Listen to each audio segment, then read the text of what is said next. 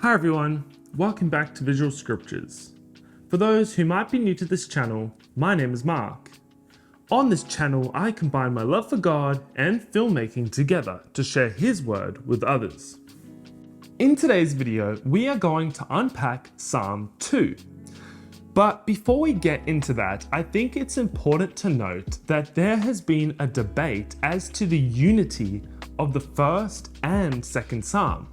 Some scholars and rabbis believe that Psalm 1 and Psalm 2 were originally one psalm, while others believe that they were always separate but interconnected.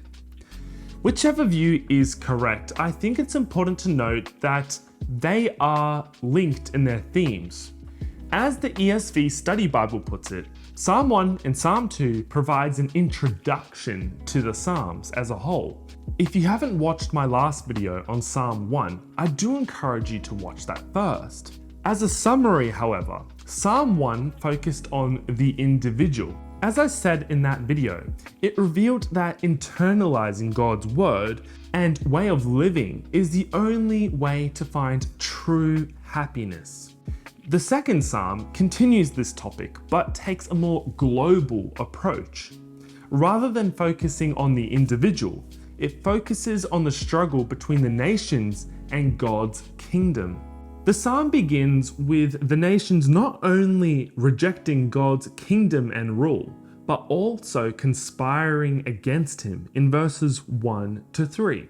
Now, if you were reading just these verses, you might start to worry about the way the world is going. You might start to be concerned and begin looking for your nearest cave or bunker to hide away in from the world. Or you might give in and accept the world's approach, rejecting God yourself for the sake of securing your safety in the context of what you see.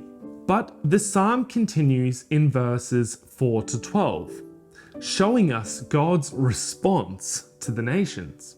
Laughing at the nations, God declares his ultimate rule and authority by rebuking them and noting that he has installed his king on Zion. In verses 7 to 9, God speaks to this king, calling him his son. He tells him that he has made all nations his inheritance and the ends of the earth his possession. The psalm concludes that the world should reconsider its ways and serve God by serving him with fear and celebrating his rule with trembling, accepting his kingdom, rule, and way of living much like the happy man does in the first psalm. I find this psalm to be very reassuring. When you watch the news and hear the way the world is going, it can be easy for God's people to fear and stress. You might become a doomsday prepper as you hide away from the nations. Or, as I said before, you might choose to take on the ways of the world, rejecting God's rule, as many have done, unfortunately. And as you begin to take on more and more of the ways the world suggests, you'll begin to see more and more of God's word to be odd and strange and old-fashioned. By taking either of these paths, you miss the point of this psalm. As I said, while this psalm takes a more global approach as opposed to the more individual approach of the first psalm, I think that when you see the union between these two psalms, you start to see your place in the world. We as individuals should be taking note from the last sentence of this psalm, which says, "Blessed are all who take refuge in him."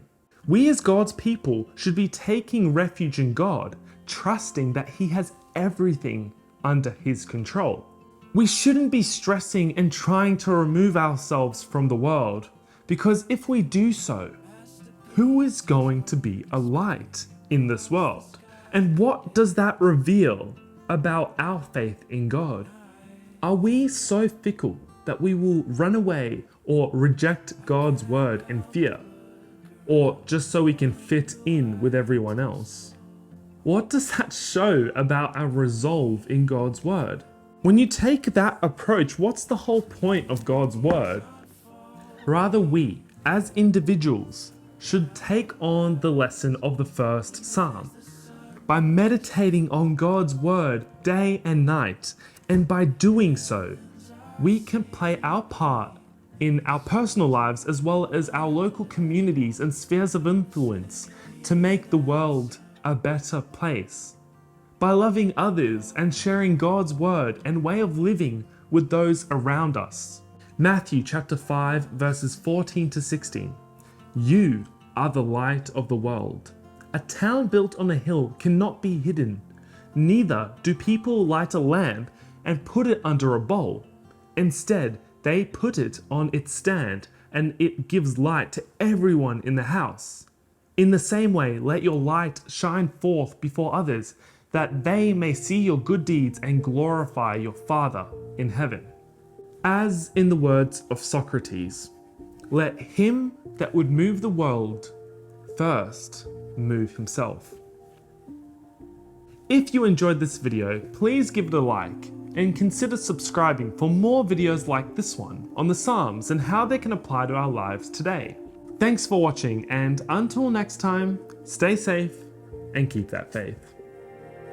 Bye.